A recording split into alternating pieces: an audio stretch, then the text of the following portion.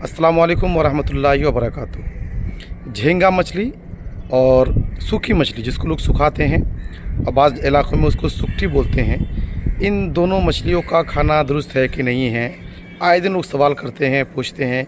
कुछ लोग उसको हराम मानते हैं, कुछ लोग नाजायज़ मानते हैं, कुछ कहते हैं कि मकरूह तहरीमी है, मकरूह तंज़ीही है। बहुत सारे लोग पसो पेश में हैं। कुछ तो कहते हैं कि अगर कोई इमाम ये खाता है तो उसके पीछे हम नमाज़ पढ़ेंगे नहीं, नमाज के पीछे पढ़ना दुरुस्त नहीं है, वगैरह वगैरह बहुत सारी बातें इस सिलसिले में होती है। तो क्या वाकई झींगा मछली खाने से और सूखी हुई मछली खाने से ये नौबत आती है कि इमाम के पीछे नमाज ना पढ़ी जाए? कोई अगर खाए तो उसकी नमाज नहीं होगी, वो भी एक दिन तक नहीं, एक दिन दो दिन नहीं, बल्कि 40 दिन तक नमाज नहीं होगी। ऐसी बातें, ऐसी अफवाहें लोगों में हैं। तो आज इस वीडियो में हम इन्हीं दोनों मछलियों के बारे में आपसे बात करेंगे। सबसे पहले हम झींगा मछली की बात कर रहे हैं कि ये झींगा मछली जो आमतौर पर तालाबों में, नदियों में पाई जाती है, समंदरों में बड़ी बड़ी मछलियाँ होती है और झींगा मछलियाँ, तो इसके बारे में क्या ख़याल है उलमा का, ये आपको हम बताते हैं। देखिए, असल में जो जानवर पानी में रहते हैं, जिसको बहरी जानवर बोलते हैं या आबी जानवर कह लीजिए, तो उनमें जितने जानवर हैं, जितने हैं, उनमें से सिर्फ़ और सिर्फ मछली खाना जायज़ है। ये जो केकड़ा वगैरह ये सब के बारे में बोलते हैं, सब कीड़े हैं, ये तो नाजायज़ है ही, इसके नाजायज़ होने में कोई कौल ही नहीं है, क्योंकि मछली नहीं है। तो सिर्फ मछली के कोई भी दूसरा जानवर जो पानी में रहता है उसका खाना दुरुस्त नहीं है, वो हराम है।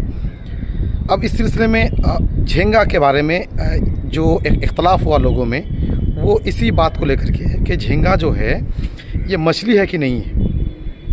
क्योंकि देखने में उसकी जो शक्ल है ना, उसकी जो हैयत, उसका जो आकार है, वो मछली की तरह बिल्कुल लगती ही नहीं है। वो बिल्कुल आर पार दिखता है, अंदर पानी ही भरा रहता है तो पानी नज़र आता है। और बहुत सारे उसके जिस्म में रेशे होते हैं, बहुत सारे पैर होते हैं, हालांकि मछली वगैरह के पैर नहीं होते हैं और नॉर्मली जो देखा जाता है। तो ये क्या है? मछली अगर नहीं है तो उसका खाना दुरुस्त है कि नहीं है, इसी वजह से लोगों का इख्तलाफ हुआ। तो इख्तलाफ की जड़ जो है वो यही है कि ये झींगा मछली है कि नहीं है, क्योंकि समुद्री जानवर या पानी में रहने वाले जानवर में सिर्फ मछली जायज़ है। तो जिन उलमा ने कहा कि ये मछली है ना, तो फिर उनके नज़दीक खाना जायज़ है, उन्होंने कहा कि ठीक है, खाइए, मछली है।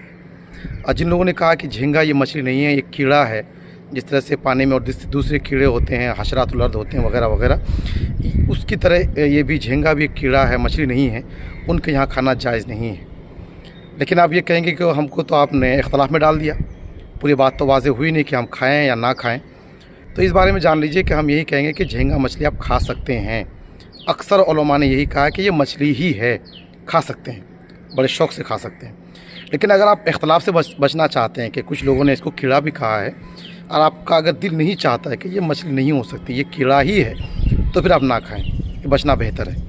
क्योंकि जहाँ इख्तलाफ होता है, कुछ लोग कहते हैं खाना जायज़ है, कुछ लोग कहते हैं नहीं है, तो ऐसी सूरत में उन चीज़ों से बचना ये ज़्यादा बेहतर है, तक़वा इसी में। तो ये झींगा मछली की बात हो गई। और जो हमने कहा दूसरा सवाल था वो सुकठी के बारे में, सूखी मछली के बारे में। इसके बारे में तो ढेरों सवालात होते हैं। जब गांव देहात में जाते हैं, समाज के लोगों से मिलते हैं, और फ़ोन भी आता है कि भाई खाना जायज़ है कि नहीं है, क्योंकि लोग इस तरह से सुखाते हैं मछलियाँ। ख़ासकर इस बारिश के मौसम में घरों में मछलियाँ ज़्यादा होती है, बेचना भी नहीं है, खा भी नहीं सकते हैं, तो करें क्या? तो इस बारे में उसी तरह से इख्तलाफ है जिस तरह से झींगा मछली के बारे में। कुछ लोग कहते हैं कि चूँकि पानी के जो जानवर हैं ना, इसको सुखाने से ये सूखती नहीं है, सड़ जाती है, महक आती है। तो जिन लोगों ने कहा कि ये सूखती नहीं है, सड़ जाती है, सड़ करके महक आती है, तो सड़ी हुई चीज़ तो खाना जायज़ नहीं है इस्लाम में। जो चीज़ सड़ जाए उसका खाना हलाल नहीं है, वो हराम हो जाता है। और अक्सर उलमा ने कहा कि नहीं, ऐसी कोई बात नहीं है। ख़ुद आला हज़रत अली रहमा से जब इस तरह का सवाल हुआ तो उन्होंने यही कहा कि मछली मुतलक़न हलाल है, यानी मछली खाना जायज़ है तो है। किसी किताब में ये नहीं कहा गया कि सूखी मछली जायज़ नहीं है, सिर्फ तरी जो ताज़ा मछली है उसी को खा सकते हैं वगैरह वगैरह, ऐसा कुछ नहीं है। जहाँ मछली के बारे में है हलाल है तो हर हाल में हलाल है। तो अब ये बात बिल्कुल ना आप ज़हन में बिठा लें कि जो मछली हैं जिसको हम सुखाते हैं, उसकी जो आलाइश होती है, ऊपर का जो चमड़ा होता है उसका, बेहतर है कि उसको हटा दें। हटाने के बाद उसको सुखाएं, उसकी महक को ख़त्म कर दें, तो आप खा सकते हैं। यानी अब तक जो हमारे दिमाग में एक सवाल था कि, और लोगों में ये बात राइज थी, ये मतलब आम फहम थी ये बात कि सूखी मछली नहीं खा सकते हैं, कोई इमाम साहब खाए तो उसके पीछे नमाज नहीं होगी, कोई नमाज ही खाया तो उसकी नमाज 40 दिन तक नहीं होगी, है ना। रोज़ा रखा है, सहरी में खाया तो रोज़ा नहीं होगा वगैरह, ये सब बातें बिल्कुल अफवाह है, शरीयत से इसका कोई ताल्लुक़ नहीं है। जो खा सकते हैं तो खा सकते हैं, हलाल है, चाहे ये रमज़ान के महीने में खाए, कोई नमाजी खाए, कोई हाजी खाए, इमाम खाए, इससे कोई फ़र्क नहीं पड़ता है, खा सकते हैं।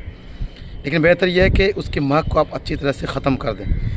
और अगर वो मछली सड़ जाती है, यानी कि इस तरह से आप सुखाएं कि पकाने के बाद भी उससे एक महक आती है, तो कन्फर्म है कि वो मछली सूखी नहीं है, वो सड़ी हुई है। क्योंकि सूखने के बाद, पकाने के बाद अगर वो मछली वाकई सूखी हुई होगी तो महक नहीं आएगी, और अगर महक आती है पकाने के बाद भी तो उसको आप ना खाएं, उसको फेंक दें।